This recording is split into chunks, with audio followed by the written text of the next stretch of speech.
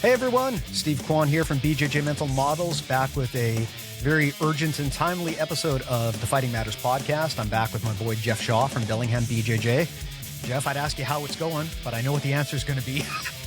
Yeah, today didn't go how I'd hoped.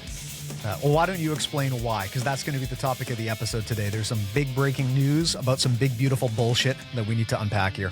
Yeah, totally. And you know, it blows me away that people just went along with calling this bill that just passed Congress that because it's such a transparent attempt to whitewash something that is disastrous for every American that is not in the uppermost echelons of the highest tax brackets. And even them, I think it's gonna bite them in the ass. This bill is gonna hurt a lot of people, and it's gonna hurt a lot of jiu-jitsu athletes and jiu-jitsu business owners in ways that I don't think they understand yet. So just to lay the table here, for those who are not following the news, it looks like after much back and forth and kind of, Republican performative outrage, it looks like Trump's big, beautiful bill has now passed the House and the Senate, and it goes to his desk for signature. For those who are not following the news, that is basically his big, giant omnibus bill. It's kind of his everything bagel of a bill. And we can talk about omnibus bills and how they can be harmful in and of themselves too.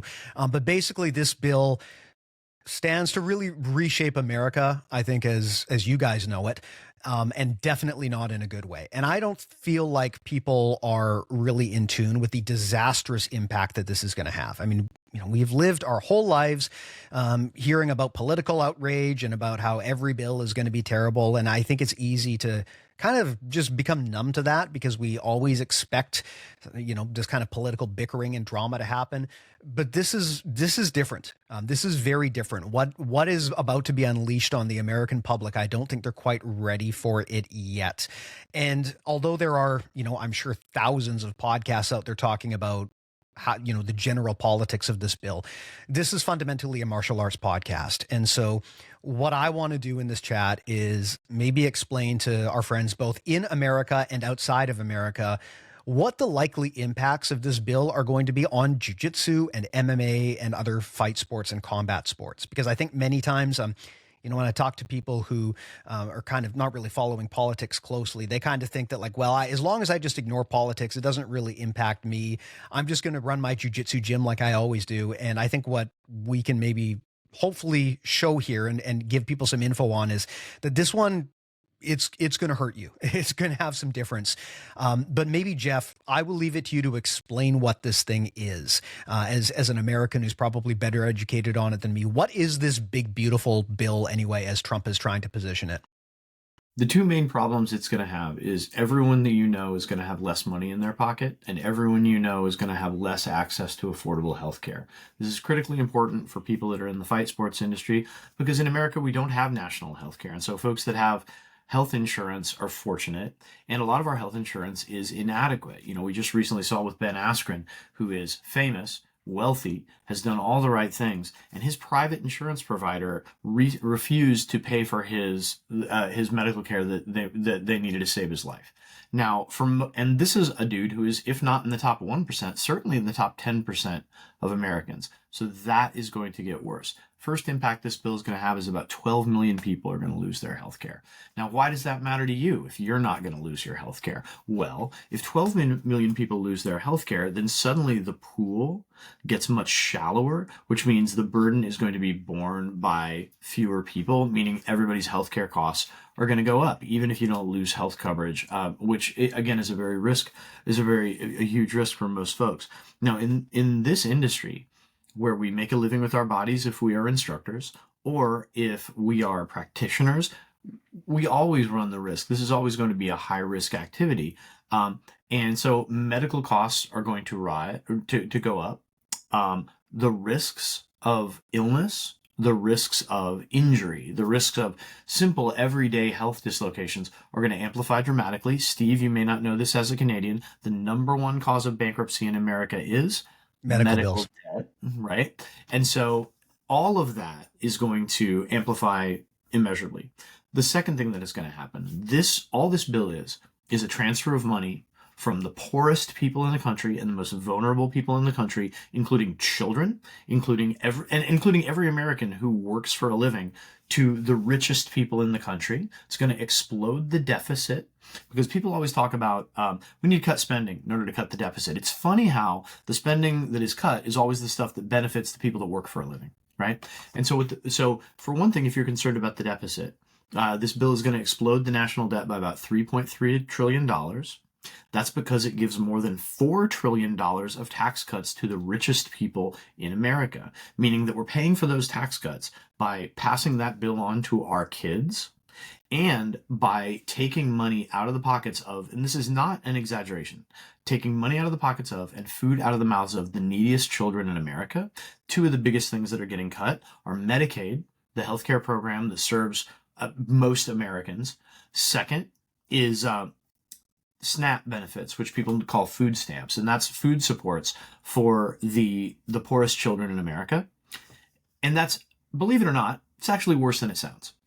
Because if you are a poor person, and you can, which honestly, let's be real, the plurality of Americans are, about 60% of Americans live paycheck to paycheck, meaning one paycheck dislocation messes up your life. And if you're listening, that might be you. And if it's not you, it's a ton of the people that you know. And so when you take that money out of the pockets of people who have a tough time feeding their kids, or people who worry about their rent, like, that has immediate dislocations on their life. But also, they don't have disposable income. And every dollar that you take out of their pocket is a dollar they cannot spend at their neighborhood grocery store, at their neighborhood coffee shop, at their neighborhood jiu-jitsu school. So imagine you're an average person with a job, and even if you're lucky and you keep your job, and a lot of people are going to lose their jobs as a result of this too. We'll get into that later. The Kaiser Family Foundation, which is a nonprofit healthcare advocacy organization, estimates between 500,000 and 1 million healthcare workers will lose their job over the next 10 years because suddenly we're no longer paying Medicaid benefits. Even if you're lucky and you don't lose your job, even if your student who you rely on to pay dues to your academy is lucky and they don't lose their job, suddenly their risk-reward calculus looks very different. Where instead, hey, jiu-jitsu is a thing that I enjoy, I love it, it's good for my mental health, it's good for my physical health, and yeah, it's a risk. I could tweak my knee, hurt my arm, but yeah, it's a risk well worth taking. Oh, I lost my health insurance. Suddenly the risk-reward calculus looks very, very different. And I think that, we talk about martial arts a lot because that's our passion. It's my business. It's your business. And I love it. And, but we are in a microcosm. We are a niche example of the horrific impacts that are going to spread through America as a result of this. And the thing that disturbs me most, because I've talked about some of the impacts in America. I know you have some things that you want to talk about as well. What disturbs me the most is this undermines the notion that we owe anything to each other as Americans. It fundamentally changes the social contract where we're supposed to look out for each other. And if a bunch of wealthy, insulated, privileged bureaucrats and people that mostly inherited their money, let's not get it twisted, can suddenly take $4 trillion, give it to themselves, and steal from people in rural North Carolina, in eastern Washington, in the people that just want to work hard, get a chance to do what they love, it's about as wrong as I can think of. There's a lot to talk about here. I think a good place to start is talking about what you just said, which is that this is stealing. And that's important to bring up because a huge talking point that proponents of this bill, the Republicans in the House and Senate, say is no more free handouts. And it is simply not the case that these programs are handouts. These are programs that many Americans have invested into their whole lives with the promise that they would get that back. But you probably know better about this than me. I'd love to maybe dispel this and pop this bubble about how we got to stop giving these people free handouts, because the only people getting free handouts here are the top 1% who are going to receive a tremendous payday because of this. But maybe you can explain this better than me. Yeah, most definitely. And everything you said is accurate. And one thing too, and we have to be honest about the fact that this administration is the most the most mendacious, the most lying administration of my lifetime. And there have been a lot of lying politicians in America. As late as it is still up on the White House website right now. If you go to frequently asked questions about the big, beautiful bill, they will claim the president has said many times, we will not cut Medicaid. They cut Even Medicaid just a few like weeks or months ago, you can find Republicans promising up and down that they would never do the thing that they just did. It's still on the website as a, this is a myth. We're not going to do this. It's in the bill. They've cut Medicaid by $1 trillion. And if you don't know what Medicaid does, so in addition to helping folks that can't afford health insurance, seniors, the disabled, it injects money into the economies of the most rural parts of America, including red America, which is the people that voted for Trump are going to feel this the worst. And it kills me that of all the things that kill me about this lying, cheating, stealing administration, it's the fact that they'll never take responsibility for it. They'll never step up and say, yeah, we did this, even though they control all branches of government. It's an absolute disgrace. And so because of that infusion of capital suddenly not being there anymore, suddenly this money is not going into rural America, which is largely red America. There are tons of hospitals in red America which are already under-resourced that, like, the average, this is going to cost the median rural hospital in America about $4 million a year.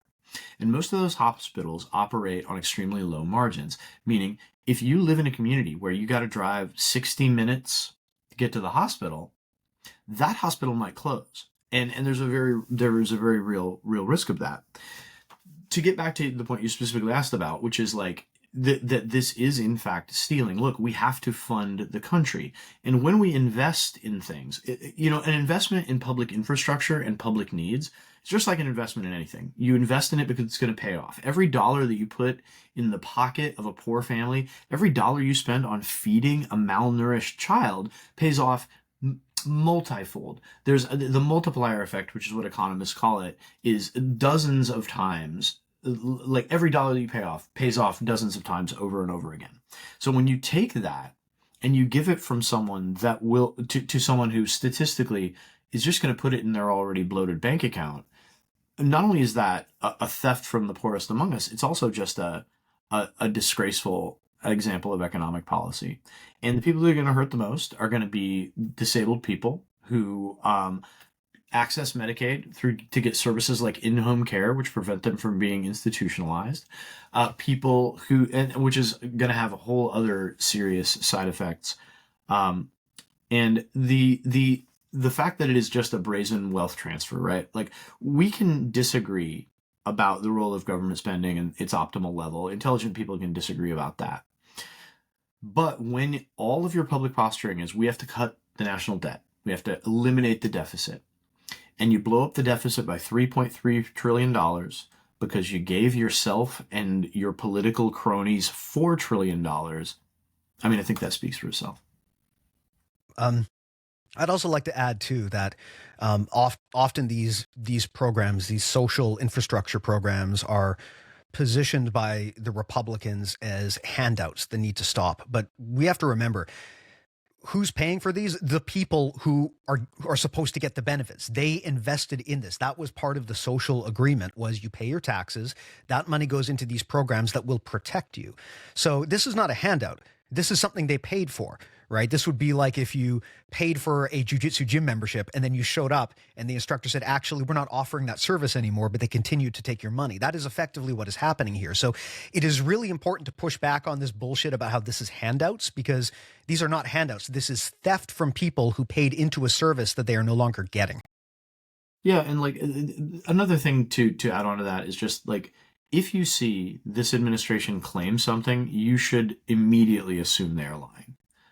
Because, for one thing, Trump is still saying that this bill eliminates the tax on Social Security benefits, which it absolutely does not. The text of the bill says the opposite of what he says.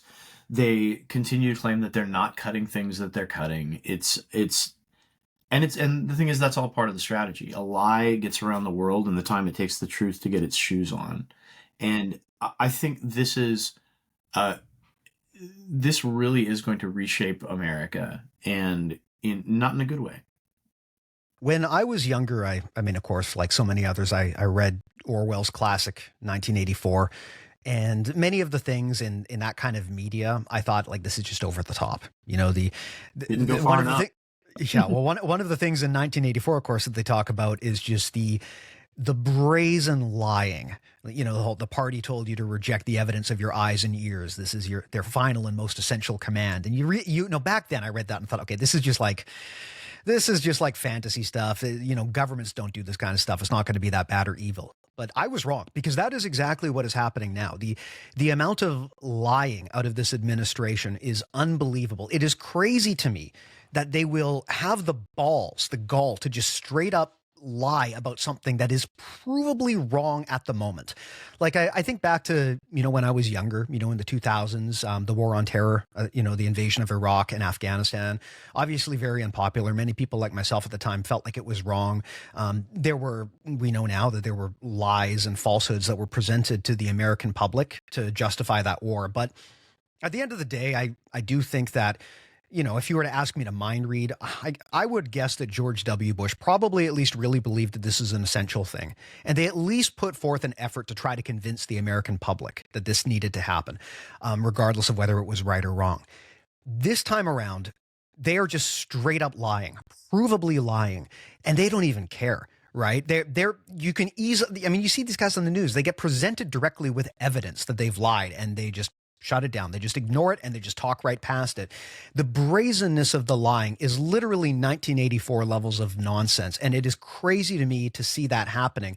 A bill that is this wildly unpopular. It is the most unpopular bill of this size that I can ever think of, right? I mean, they've polled on this. And I'm frankly surprised that many Americans even know what's in this bill, because they specifically made it complicated to understand and tried to force it through quickly so that people wouldn't have time to respond.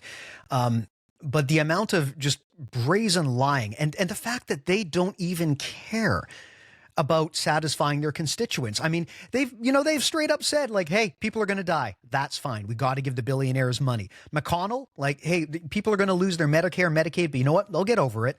Like, there is not even an attempt to appeal to the constituents that they represent. The only thing they care about is appealing to their wealthy oligarchic interests and Donald Trump. The government has been completely captured by those interests at that point. And when the government no longer even cares about what the public thinks, to the point where they will straight up tell the public that they don't care so that they can appeal their wealthy oligarchs, when you get to that point, really bad things start to happen. And I don't think I think Americans think that like, oh, it's just going to be more protests on the streets. I think this is like the point in time where the match lights. And this could be a very dangerous, very scary time, because people are going to get badly hurt. And that is going to lead to a lot of whiplash and radicalization. This potentially could be a turning point in American history, and it scares the shit out of me. Yeah, it scares me too. And the thing is, like, in addition to the lying, like, this administration has proven that they don't care about the rule of law. And in America, we have a system where you have three branches of government, and Congress has abdicated its responsibility to the president, and the president has essentially, and with the aid of the Supreme Court, has said essentially, we don't necessarily need to follow court orders, even when the president violates the Constitution, and the court agrees that he violates the Constitution. The recent Supreme Court ruling about birthright citizenship says that if your state did not sue affirmatively, then that order can continue to happen, which is a lot like saying if the president just says you don't have freedom of speech but you don't sue, you don't actually. It's a meaningless. It also creates this weird effect where the implication now is that the Constitution is not a global thing that applies to all Americans, but rather that it is kind of determined by state. It's really weird because it basically says the Constitution doesn't matter as it was written.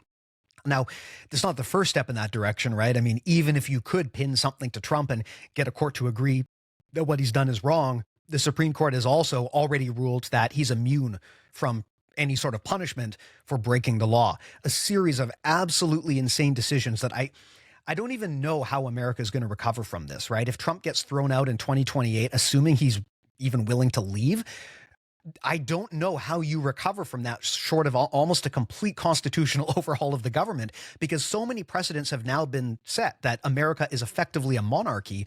I like the democracy is now just completely performative. It doesn't exist right anymore. The president is effectively an unregulated king, and the Constitution doesn't need to be followed. So what does that leave America with? It's a great question. And I'm going to say something that may be considered alarmist, but I've been saying it for about 6 months. And you mentioned that this bill is wildly unpopular. And we're talking about unpopular across political stripes. Yes, Republicans like it more than Democrats do. Independents like it less than Republicans do. But everybody pretty much doesn't like it. And a thing that you might or might not know about American politics is that, generally speaking, Americans love a divided government. Americans don't, generally speaking, throughout our history, we have not liked one group in control of the government. And so, generally speaking, when there is a midterm election, almost always, it's something like 90% of the time, the president's party loses the midterm elections. So that's the trend, and that's what you'd expect to see. When the president does things that are wildly unpopular, when the president does things that turn his back on his constituents, right? He deported a bunch of the Latinos for Trump. Joni Ernst, which I think you referenced before, the senator from Iowa, when said, "Hey, these Medicaid cuts are going to kill people in your district." She said, "Well, we're all going to die eventually." And she doubled down on that on social too, right? And mocked her critics. Is unbelievable, absolutely unbelievable. With those two factors, like generally the president's party loses the midterms anyway. And this president is wildly unpopular. And this bill is wildly unpopular. And people are as mad as I have ever seen them in America.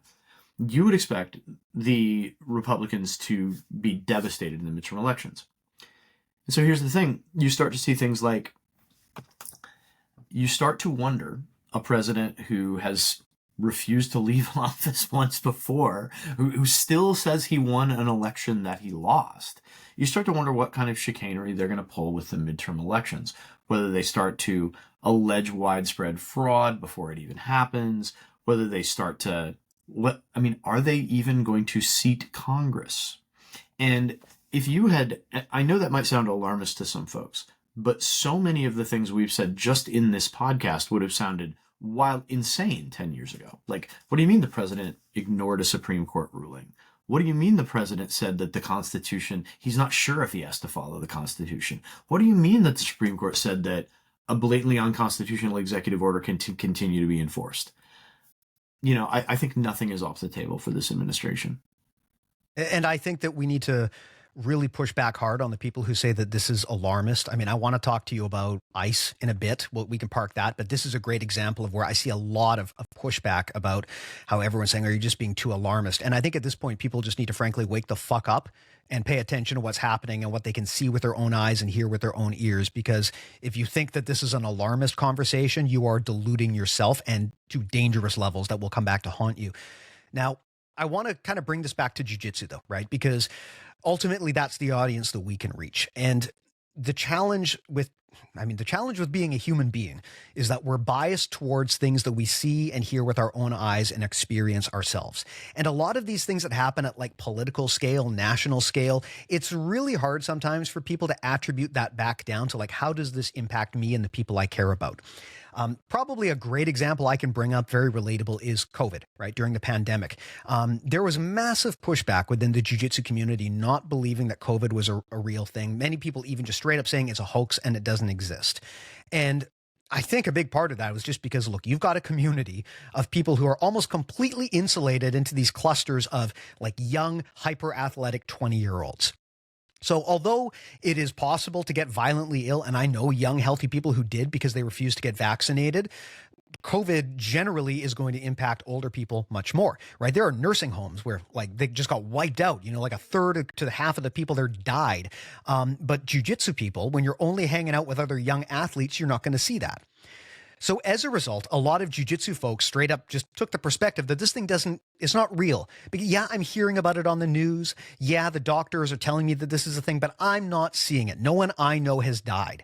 And I straight up saw people say that. I saw people in the martial arts community post and say, well, ask yourself, have you seen someone die of COVID? Because clearly it's not real if you haven't seen that yourself, which obviously for the reasons I explained earlier is bullshit.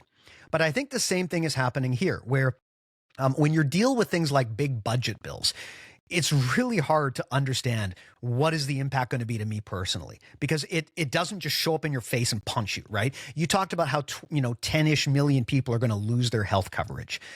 That a lot of people might just say, well, that doesn't impact me.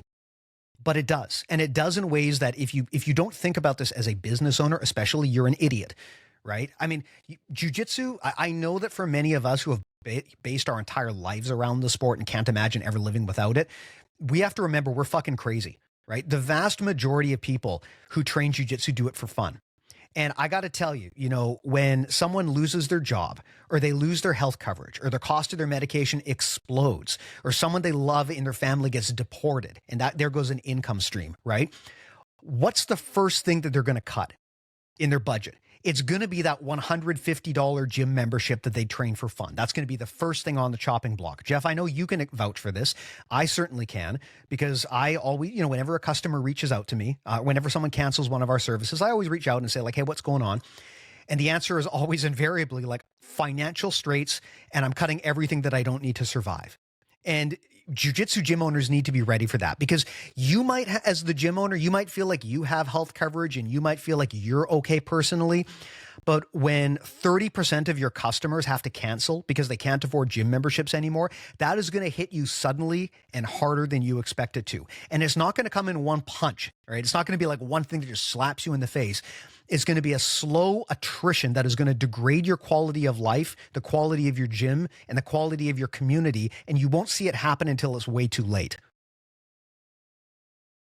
Yeah, I mean, I think all that's true. And when you think about disposable income, just broadly, market economies work best when people have money to spend, right? Think about the time in your life when you have had a great job or everything's going well, and think about how much fun you had and how maybe you went out to, the neighborhood watering hole, had some beers. Maybe you went and had, you bought your wife something special. You went out to even your dog's pissed off, man. I know, man. Riley, that woke dog. I know that. Yeah, right, dude. It's always the little dogs too. Like my big dog has a big throaty voice, but this is actually good because I'm getting super wound up. Silence, hounds. Thank you. It's the voice that gets it. So yeah, the market economies work best when people have disposable income. This is why economic strategy should always sort of flatten incomes and push money into the hands of actual working class people instead of rich folks that are just going to store it away. Because if you have that money, you can invest in your hobby. You can buy new gis. You can, subscribe to great podcasts. But if you don't, you just can't. And add that to the healthcare business. And, those of us that are on the border are already feeling this as well. Like I mentioned to you, one of my students went to Vancouver for the day, did not get let back in the country because he couldn't prove he had visible means of support. And I think more of that stuff is going to just continue to happen. And you mentioned that ICE, that this bill more than triples the budget for ICE. ICE now has more funding than the entire United States Marine Corps. And the thing too, like, I geek out about economics a lot. And there are very good reasons for welcoming immigrants just on a human level, right? In that if someone is fleeing war and gang violence, not only is that legal immigration, that's like just basic human decency that you try to take care of people whose lives have been disrupted by events beyond their control. But there's also a really good economic argument for it. Like immigrants can contribute way more to the economy than they take from it. There are countries like I used to live in Japan, and Japan has a very restrictive immigration policy. And so they have this dearth of births where there's now a demographic cliff that people are getting older, people are living longer, younger folks are not being replaced as much. And without immigration, your economy just kind of goes into the toilet. And so to empower a government agency to round up and deport people that have never committed a crime is asinine. And just from a human perspective, from an economic perspective, It's gross. I want to park the ICE conversation for the end here because I can go off on there's a lot to say specifically about ICE. That in itself is its own problem. But I want to expand on this issue you talked about border crossings, because I think many Americans, especially those who maybe live more centrally, don't understand the impact here. I mean, you live in a border town, right? Bellingham. You're a 20, 30-minute drive away from me if border traffic is light. And I don't know if Americans quite understand this unless they directly work in a tourist town like this or a border town like this. But these towns are getting absolutely decimated. One of the coaches at my gym was basically threatened with arrest for trying to cross a border. I've talked about this here on the podcast before. You've talked about your own students. This is not some hypothetical thing where it's like on the news, there's some Venezuelan hairdresser who's getting arrested. This is people that I know and can vouch for personally who are having these issues. I can tell you myself, I will not go back to the States. And I used to do a lot of travel down there, right? I will not do that maybe for the rest of my life, because at this point, I do not have the confidence that even if Trump is removed, that America can ever be restored to the state that it was, right? I mean, we already saw this in 2020, right? Kick him out. Okay, fine. But people let him right back in. And that says a lot about the culture of America and what America really stands for, that they would bring someone like Trump back in after seeing what he can do and what he has done at his worst. How can I know that, in the year 2032, JD Vance won't get elected somehow as president and we could wind up right back here where we are? This stuff is tremendously impactful. The messaging that I have heard from a lot of people on the right in America is they really believe that other countries are just a bunch of freeloaders kind of piggybacking off of the states and they need to be held accountable. I got to say, like, the impact that this is going to have to America when people don't want to come into the country is devastating. When people don't want to buy from American businesses, it's devastating. It's already being felt. Maybe people in the States aren't feeling it directly. I can tell you, like, as someone who doesn't live in the States, your currency has dropped by like 10% in the last few months. That is fucking unbelievable. And it is to the point where, as a Canadian, I always anchored my prices in USD because we're a global business. And my thought was, well, the US dollar is it's the dollar of the economy. It's the world economy dollar. So why not anchor to the smartest currency? Everyone in the world is going to be okay with buying in USD. I am having conversations with people right now about maybe switching our prices to the euro or something, or to the Canadian dollar, because it's more reliable. And it signals to those people that this is a market that we want to move into. It has been tough, as a Canadian getting paid in US dollars, because your currency is losing its value so rapidly that it's making it, it's impacting me. Even without losing customers, it impacts people outside and it makes trade with the US much less desirable. That doesn't even get into the threat of arrest and detainment. And man, you want to talk about the impact of jiu-jitsu? A lot of the best jiu-jitsu people in the world, maybe the majority of the best jiu-jitsu people in the world, are not American. You guys bring them in for seminars. You bring them in for tournaments. You bring them in for matches.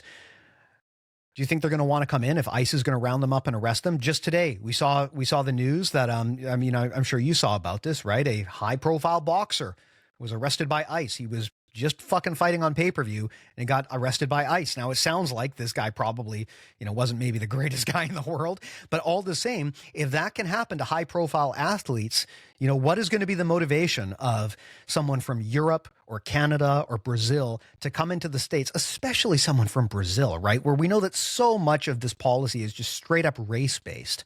Why would Brazilians come into the States and risk that? That to me, I don't think people understand what that's going to mean. If basically the rest of the world cuts off American jiu-jitsu access and you guys are just on an island and you can't get visitors anymore, you can't get people coming into the tournaments anymore, people can't leave the country to go to tournaments, that is going to have potentially devastating effects to jiu-jitsu, regardless of whether you're a Trump supporter or not. We're only seeing the tip of the iceberg of this because these policies are less than a year old. We've already lost $12.5 billion in tourism dollars in America this year alone. $12.5 billion. And that's not just border towns. That's all cities in America that people come to visit. And, America's tourism industry is critically important. We have a robust national park system that they're in the process of trying to sell off. And that's why a lot of international visitors come to America. But there are plenty of countries in the world that don't arrest Canadians and take them to detention centers. At least two of my really good friends who are international jiu-jitsu athletes have told me they are not coming. And we had one booked for a seminar. I'm not going to name him. If he wants to like talk about it, he can. But like, I had at least one guy just flat out say, sorry, I cannot cross the border right now. And I don't blame him. I think it's the right decision. And the thing is, all this stuff has a ripple effect, right? Because no industry is purely in isolation of another industry. When money comes into the country, it's good for Americans. When money does not come into the country, it's bad for Americans. It's simple, right? But with tens of billions of dollars in tourism dollar loss, I think all of us are going to feel it. You mentioned the dollar too. I think that most Americans don't understand the precipitous drop in the dollar and its effect on their purchasing power. So the dollar hasn't dropped this much in 4 decades. It's been 40 years since the dollar has dropped this much. What that means is our stuff, our income buys less stuff. And that means that, you know, if you're interested in going on vacation, right? You can't go on the vacation that maybe you wanted to go on. If you're looking into things that suddenly your purchasing power is less than it is. The economic strategy, I think, of this administration is to take $100 out of your front pocket and put $5 in your back pocket. Because you'll hear them talk about, well, this bill cuts everyone's taxes. And kind of, it cuts income taxes, but that impact is mostly felt by the wealthiest. And the services that are cut are the ones that everybody else uses. And even if you're like, well, I don't use public services, A, you do. But B, all of your friends, all of your colleagues, all of your customers do. And if they suddenly have to spend more money on transit, if they have to spend more money on utilities, if they have an injury, and suddenly, like I was lucky. A lot of folks know I was in the hospital recently. Yeah, I got very fortunate that my insurance covered my $5,500 bill. And imagine, like, if they could have chosen not to, right? And honestly, if they did that, your ability to find relief there would have been pretty limited. And that was just what $5,500. I mean, at least that is something that you can pay. There are people I know. I mean, I've talked to people in the States who have friends of mine who have much more serious health issues, and they've projected like if they can't get medical coverage, you're talking like 6, maybe 7 figures in lifetime treatment for how much it's going to cost. As a Canadian, it is unbelievable to me how much you guys spend on healthcare. Yeah, we spend more and get less than any country in the world, bar none. My best friend, best man at our wedding, he and his wife had a premature baby that was born at 23 weeks, 2 days. So $2 million in medical bills. And these were professional people with good, like really lucrative jobs that had good health insurance. And they had to change their whole careers around because they hit the lifetime cap of what insurance would cover. One of them had to leave their job and seek another job. And now that's an extreme example. But like, just look at my example, right? What happened to me could happen to literally anybody. You go to the ER, you get a strain of an infection that's resistant to antibiotics. And suddenly, if you don't have $5,000-$10,000, I mean, you know, I keep going back to the aspirin thing, and I don't know honestly whether insurance did end up covering it or whether they just raised a bunch of money. I'm not sure what happened, but the lesson for all of that is a private insurer can just say, you know what, no, and you have very little recourse. Yeah, you can take them to court. If you want to take them to court, you need a lawyer. Lawyers also cost money, which you already don't have any of because you have a 6-7 figure hospital bill. And it's just a system where it's stacked against average folks. And, you know, I hate that I have to pay attention to this stuff. I want to be thinking about berimbolo counters or the latest leg lock meta. I want to be thinking about how I can make my instructors the best instructors in the world. I want to be thinking about Theodore Roosevelt and Jiu-Jitsu. Nobody really wants to be thinking about this sort of thing. But this is, you know, if we really do believe in democracy, in constitutional republics, everybody has to be thinking about this stuff right now. And again, I know that in the jiu-jitsu world, everyone's like, just train, bro, put your head down, extreme ownership, focus on what you can control, be stoic, don't worry about the things you can't control. That's okay for minor issues, right? But this is going to create a rolling ripple effect that is going to decimate the American economy and in turn is going to decimate jiu-jitsu, right? And this is going to impact our sport. It's going to impact your gym. It very well may already be. I know in your case, you mentioned it has. Like I said, I mean, a lot of, we offer outreach and support services for people in our community who, they're on hard times. I've always want to, especially people in our premium group, I always want to support people who have supported me.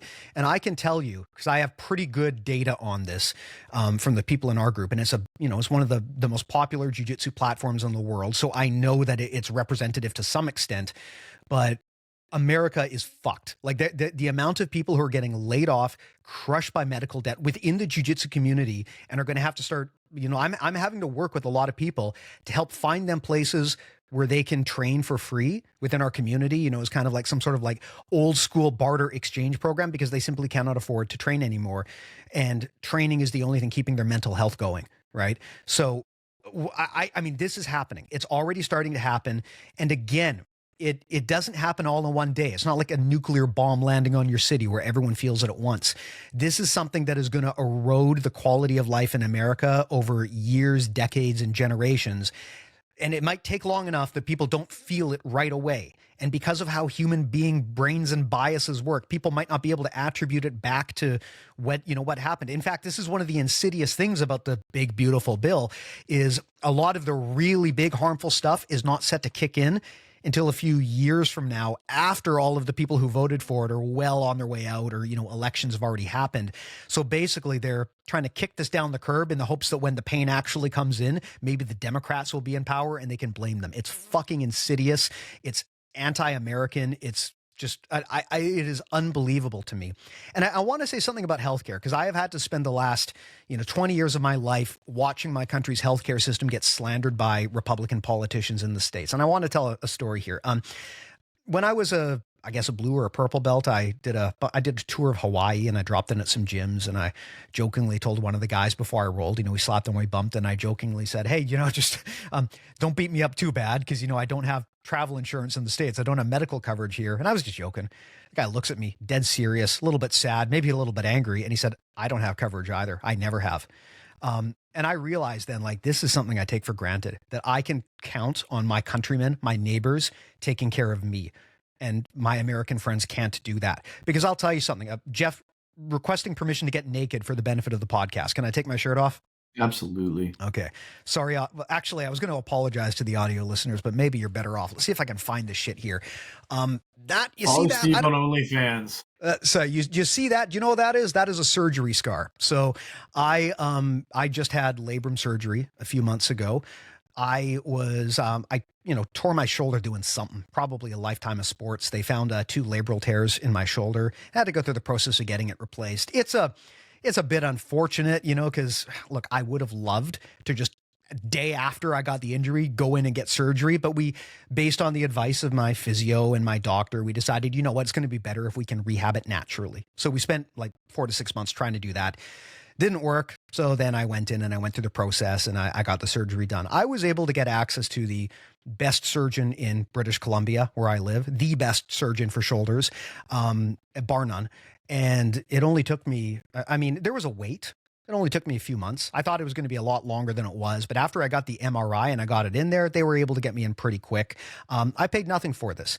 This was the best surgeon in British Columbia. And I want to also emphasize, this is a non-life-threatening injury, right? This is a jiu-jitsu hobbyist hurt his shoulder. I could still train, just not effectively. I kind of couldn't do a lot of stuff with my right arm, so I could kind of roll up into a ball and play turtle. But frankly, I was going to do that anyway. So it's not like the quality of my life was completely devastated. I paid nothing for health insurance. I got in and I got coverage, and they within a few months, for a non-threatening injury, they got it completely taken care of. Best surgeon in the province. I am pretty much at this point almost back to where I was pre-injury. It is fantastic. It cost me nothing. Absolutely nothing. I don't have to pay for insurance. I don't have to worry about having an employer to make sure I have that insurance. If I were an unemployed homeless person, I would have had access to the exact same level of insurance. I didn't have to worry about some bootleg doctor. I got quite literally Dr. Farhad Mullah, the best shoulder surgeon in the province of British Columbia. And I just want to emphasize, Canada's healthcare system is not perfect. We've underfunded it for a long time. And we still continue to underfund it, unfortunately. And it is a challenge, especially for the people who work in healthcare during the pandemic. It really shed a lot of light on how poorly funded the Canadian healthcare system was compared to what it used to be. It's lost a lot of the shine compared to how amazing it was when I was a kid. But all the same, for a dumbass jiu-jitsu hobbyist injury, but an injury that's expensive to fix, it cost me nothing. I only had to wait a few months. If this were a serious injury, like a heart attack or a stroke, there's no 3-month wait. Like you get in, you get paid, you go in and you get taken care of immediately. There's no like 3-month wait for anything like that. If it's a true emergency, you get amazing coverage and you get it fast. I did once in my life have a potentially serious health scare, and the coverage was amazing. Like hospital or ambulance showed up at my door in like 5 minutes. I was in the hospital. They got me in and out same night. Amazing treatment. The only thing I had to pay, and frankly, even this shocked me, was I got a bill for the ambulance. And that surprised me because I thought the ambulance was going to be covered as well. So the fact that there was a bill for that, so it did surprise me. Do you want to know what I paid for the ambulance? What's that? $80. Nice. Less than the cost of a video game. And that was for a serious thing. So I'm not going to sit here and say that the Canadian healthcare system is perfect. It's underfunded. The people working in healthcare are fucking heroes. They're stressed out. They're overworked. We need as a country to do a better job of funding our healthcare. But even all of those issues aside, I would never accept a system like what the Americans live with when it comes to what you guys have to deal with from a healthcare perspective. The difference is night and day. I know that especially people who watch a lot of Fox News are subjected to a lot of this propaganda about socialist, communist Canada and our fucking death panels or whatever Sarah Palin called it. This is all bullshit. It is all complete lies. America's healthcare is one of the biggest problems in the country, and it needs to be fixed. Anyway, there's my rant. I'm sorry I took my shirt off. I hope that was educational or at least useful for people. I'm gonna start if I wanted to make another X account, I'd make Steve's surgery scar. Make an X account tweeting from the perspective of your surgery scar. What's funny is my anesthesiologist was a jiu-jitsu guy. Oh man. That was pretty cool. I mean, of course, right? Like, aren't we all amateur anesthesiologists? I got some stories I'll tell you offline, but yeah. So there's my rant about that, and I think now maybe to one last topic, because I know this one is going to take some time. We got to talk about ICE. So all of the stuff that we've talked about so far, right? Like healthcare and tax cuts for the rich. Like you and I can disagree with this all we want, but at the end of the day, the truth is America is supposed to be a democracy. So if the majority of people vote for a government that wants to like take everyone's money away and give it to the rich and, close the borders, like, look, at the end of the day, it's a democracy. And if people vote for that, that's what they voted for. And, we can protest and we can complain, but theoretically our recourse should be in the next election, we vote to fix that or change that. And if enough people agree with us, then democracy speaks and the will of the people gets executed. And so this is, when we talk about tariffs and all of this stuff, it's obviously dumb more than anything else. And it's really self-defeating, but people get what they vote for. There's one thing though that people should never be able to vote for, and that is fucking concentration camps in America. And I want everyone to understand, I don't use that word lightly because I see this a lot on social media. The right likes to push back on the use of this word. When you say things like concentration camps, or when you compare what's happening to Nazi Germany, there will always be people on the right who push back right away and say that this is disrespectful to Holocaust survivors and victims of the Nazis. And I just want to clarify for people, we're not taught, that is not the goal at all, to draw a false parallel or a false equivalence. What's happening now is objectively, provably, by definition of what the word means, it's a concentration camp. And you'll never convince me otherwise because I can see it with my own two eyes.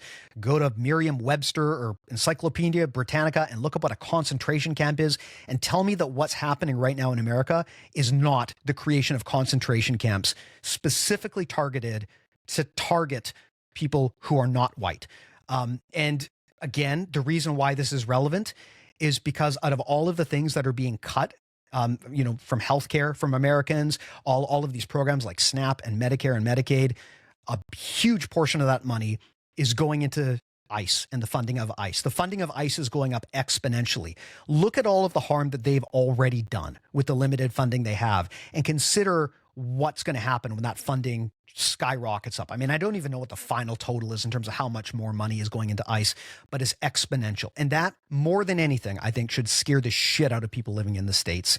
I'll turn it over to you, though, to maybe elaborate on that. Well, yeah, Steve, so I'm moderate on this issue of rhetoric. I think we should maybe meet in the middle and call them something like torture camps, because they are also that. And if you look at some of the, and that's not me saying it, that's court filings that are saying that. And it's not just like, it is difficult to get into all of it because, you know, if you commit a crime, you should be punished. If you commit a crime, you should go before a jury or your peers and face due process. And if they can prove that you did it, you deserve punishment. If one person in this country does not have due process, neither do you. And that's one of the things that frightens me is that, you know, we are deporting not just, it's not even just that we're only deporting, that we're not just deporting criminals. We've deported lawful residents, people who did everything right, people who had green cards. We've taken people who, like Rumeza Ozturk, who is a grad student in child development, was a legal resident on a student visa. They revoked her visa without telling her, snatched her off the street, sent her to a prison in Louisiana, and tried to deport her illegally. The courts put a block in place, thankfully. But like now we're being told that, you know, and now there's a lot of efforts to undermine the court's abilities to deport these people. And so we're talking about folks that are doing everything right, that are coming to, and by the way, this is another, not to make everything about the economy either, but the American university system up until now has been the envy of the world. It is one of the very few industries where America is a net benefit of importer. Like people buy far more educational services from America than we buy from the rest of the world. And now, if you were a parent in any country other than America, and your child, especially if that child was a child of color, was like, I would like to go to America to study at one of their prestigious universities, would you let your child go? Would you encourage your Absolutely child? not. My child is still a long ways off for university, but it's close enough that even a generation from now, I'm still not sure I would want my child to go to the States for education, because I've seen what happens when you do. To your point, this is not something that is going to be fixed even if there are midterm elections. This is something that is generational harm and generational damage, because I can't blame folks. And as I said, if one person in America doesn't have due process, neither do you. If one person in America doesn't have a First Amendment right, neither do you. Why did they snatch Rumeza Ozturk? It was because she co-signed an op-ed, a non-violent op-ed that criticized U.S. policy towards Israel and was very clear that this is not, you know, that would never advocate violence, but, you know, gosh, we got to do something different. And that's, you know, there's not an amendment of the Constitution that this administration will not violate. And I think people, like, if you're still thinking like that it's just bad people, whatever that means, that are getting snatched into these unregulated prisons by masked people who don't have to identify themselves, if you think that's happening, then you just haven't been paying attention. And the fact that that's going to continue and amplify should chill everybody to the bone. Personally, I think that the only people, and I'm sure you've heard of this Alligator Alcatraz, that I want to talk about this, but maybe you drop your thoughts first. No, for sure. Well, here's the thing. I think that places like that should be reserved for people who have been convicted of more than 30 felonies. And I think I'll just leave that right where it is. I mean, that to me is the most terrifying thing. And I want to clarify here, like, countries can enforce hardline immigration policies if they want. A country has a right to protect its borders, even to their own detriment, right? I mean, if enough people vote for it, you can close the borders, do whatever you want. It's going to hurt you more than anyone else, but if that's fine. But building a straight up concentration camp and then joking about how people who try to escape are going to get eaten by alligators. If this does not chill you to the bone, I really don't know what to say to you. These people are running a fucking Etsy store selling merchandise about this concentration camp that they built. I don't know if you saw this. They threw this thing together in like 8 days, right? This concentration camp that they built in Florida. It's already flooded. Can you imagine if they'd actually already filled it up? Clearly they didn't. Clearly this thing is not built with humane conditions. If that place were full of basically political prisoners and it flooded while people were living there, like, these places are not suitable for human beings. What was the name of that guy who was detained, who just got released? He's now suing Christy Nome and everyone, and he just Omar Abrego Garcia. thank you. Yeah, he just published. He just sued the government, and in it he outlined what happened to him while he was in, I believe, El Salvador. And I really think every American should read his claims, because what happened to him, the treatment that he endured, is horrifying. Like there is absolutely no excuse, regardless of your political persuasions, to allow your country's leadership to treat people like this, regardless of whether they're friends, enemies, prisoners of war, whatever. If another country did this to Americans, there would be a war over it. It is unbelievable how poorly America is treating people within their own borders right now. There has been no administration. I'm gonna quote General James Mattis, who is one of Trump's Joint Chiefs, who was Secretary of Defense. I'm sorry, he was a legendary U.S. Marine. That woke general, that woke far left lunatic, General Mattis, Mad Dog Mattis, right? Right. Yeah, fully. And here's the thing. I mean, he said that no president in his lifetime has not even pretended to try to unite Americans. And I don't like. So the anniversary of the country's tomorrow, and July 4th, 250 years. We all love it, right? And the thing is, when you hear these people say anything about America, I want you to replace that word with myself. So if they're talking about benefiting America, you know who they're talking about. These people hate America. And I don't say that lightly. I've never said that about political opponents, even though that's been an article of faith for people to say about, like, people on the left for years. Is like, you guys hate America. It's like, okay, these people hate most Americans. They don't care what most Americans think. They're hostile to the majority of people that live in the country. And, and these things that are supposed to be fundamental American values, like the Constitution of the United States, they have nothing but contempt for. What is there to say about this administration other than that it hates America and everything America is supposed to be about? Well, I mean, what can people and what should people in jiu-jitsu do, right? I mean, of course, I'm not just talking about activism or speaking out, which I really encourage everyone to do. And I want to actually talk more about this maybe in a future episode. The more people who speak out, the more it normalizes how important it is to speak out, and the more it gives other people courage. If you take a look at the way that Trump runs the Republican Party, a big part of the way he runs it is by crushing any dissent. Because once one person starts speaking out, and then another person, it opens the floodgates, right? I mean, we saw this. Look, I'm not a historian, I'm not an American, but I know that when Richard Nixon was under all sorts of trouble for Watergate, there was a time where it looked like he was going to get away with it completely fine. Same with McCarthyism. It looked like there was a time when that had won. But there was always a tipping point in these movements. And these spineless Republicans in the government, they're afraid of Trump. That is the basis of their voting. And as soon as it becomes more popular for them to oppose Trump than to support him, they will turn on him. Because that's what happened to Nixon in the past, right? That is what they will do. As soon as it becomes a matter of survival for them, they will turn on him. And that's why it's so important for everyone to speak up. And especially in the jiu-jitsu community, where people are afraid to, every one person who speaks up, like if you're a gym owner and you speak up, it will make a difference. Because I can tell you, having done this podcast, I know we've hit a nerve with this stuff because we're speaking up about it and no one else will. Partly because this is a very, right-wing sport, but also because people are afraid. They don't want to anger MAGA. They don't want to lose Republican customers. But speaking up matters, because once enough people speak up, that movement gets a momentum of its own. But I'll turn it to you, Jeff. So here's the thing. You probably don't think like I do, and that's fine. I'm talking to everybody who's listening. You probably don't think exactly like I do. Even if we are in lockstep on most political issues, you and I could probably find something that we disagree about. And I know there are people at my own academy that disagree with me vehemently about politics. And you know what? That's fine. It doesn't bother me. That is what a healthy constitutional democracy should be about. A democratic republic where we can share views. We can write op-eds without the fear that we're going to get sent to unregulated prisons. We can, get these ideas will be a fair hearing. Let 1,000 flowers bloom, let ideological diversity exist. That's fine. What we can deal with that, and we've been dealing with that for 250 years. What you can't deal with is someone that wants to break the container that makes those things possible.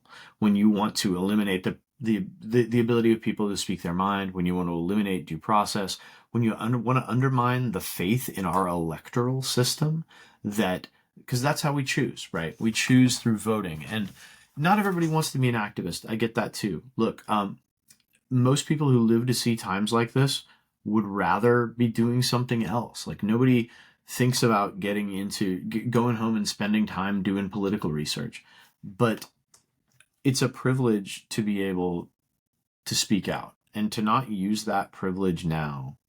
And if you don't feel like being an activist, I don't blame you. But then you got to show up in other ways. You got to show up at the ballot box. You got to talk to your friends. You got to talk to the folks that trust you.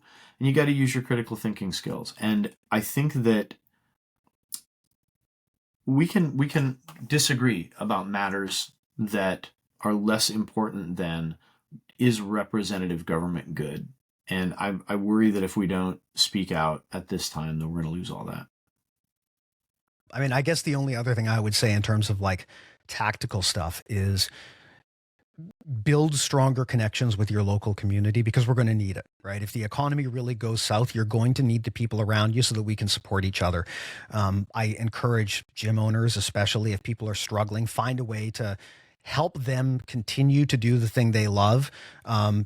Especially if that means being generous to them, right? If you would normally charge, find a way to offer them a discount or something. Find a way to support local businesses that align with you. It's a lot easier to work with people in your community than it is to, kind of work with strange entities that you might not be that close with. Like as a Canadian, we're reshoring a ton of stuff. I'm trying to bring as much of my business back to Canada and to friendly nations as possible. I hate to say that, but reducing dependency on the US, if you're outside of the US, is a very smart thing to do. If you are, for example, a competitor, I would really think twice before attending a US jiu-jitsu tournament. The good news is there are a lot of growing tournaments outside in Australia and Europe and Canada, in Brazil. Jiu-jitsu is getting bigger and bigger everywhere. I mean, I've been so happy to see, especially in Europe, where just a few years ago, really well-known competitors and instructors would tell me they don't really do stuff in Europe because there's no way to make money there. I don't believe that's the case anymore. I believe that Europe, Jiu-Jitsu is really exploding in Europe, due to great work from, folks like Fionn Davis, of course, but also BJJ Globetrotters and all of those guys. There's a lot of movement happening there. So I would say if you can find a way to support your local community, if you're non-American, that's the best thing to do. If you're in the States, like, again, fucking batten down the hatches, shore up relationships with the people that truly matter to you in your gym, because community is the thing that holds people together during difficult times. Yeah, well said. Well, Jeff, that sucks. Yeah. I mean, look, we win in the end. If we haven't won yet, it just means it's not the end yet. We can't let people who are the enemies of humanity get us down. Yeah. I mean, and again, I just want to reiterate, like, go back and take a look at Nixon and Watergate, right? He was slated to get away with everything, but eventually public pressure caught up with him. And there are, much like in jiu-jitsu, right? We've talked about this on our podcast. There's such a thing as a tipping point, right? Where at a certain point, the momentum swings in your favor. And knowing where that point is a huge part of jiu-jitsu, right? If you try to throw someone and you can't get that fulcrum under them, you don't have the tipping point, you're probably just going to get your back taken or something. But once you have the tipping point, it gets almost impossible for someone to deny a technique, whether it be a throw or a submission or what have you. The same thing happens in the court of public opinion. And there's a very aggressive attempt right now to silence and suppress dissent. And that is what is keeping Republicans in line, right? I mean, it's been very clear that the Republicans who voted for this big, beautiful bill, they don't support it, right? They're doing it because they're afraid. It sucks. It's a massive moral failing that people would do that they would knowingly vote for something that destroys their own country because they're afraid of Trump. But the instant it becomes more popular to oppose Trump than to support him, they will turn on him. There will be knives in his back. And so the way that we as regular people can move towards that is by not shutting up, by speaking out, even if it's scary, even if it means you get angry messages, even if you lose customers because they really, disagree with you on this stuff. I think we're in a point where morals have to trump financial gain. That's how we're going to win this, is by speaking up and by doing what's right. I'm on board. I'm going to go have a drink, man. It's fucking Yeah, rough no, day. I haven't had a drink in 8 weeks. But maybe tonight's the night. Who knows? All right.